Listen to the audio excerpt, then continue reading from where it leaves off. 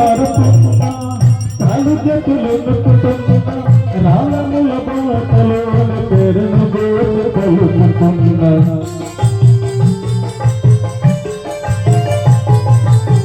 దట్టమైన అడవిలోన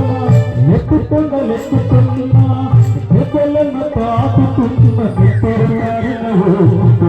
నూరిన ప్రాణం ఇరవంటిని ముసి నవ్వులని ప్రభునయ్యని ఈ కష్టమెందుకయ్యా ఓ ఎంత ఇష్టమయ్యా ఏమైనా ఎంత దూరమైన నేను ఆగనయ్యా అయ్యప్ప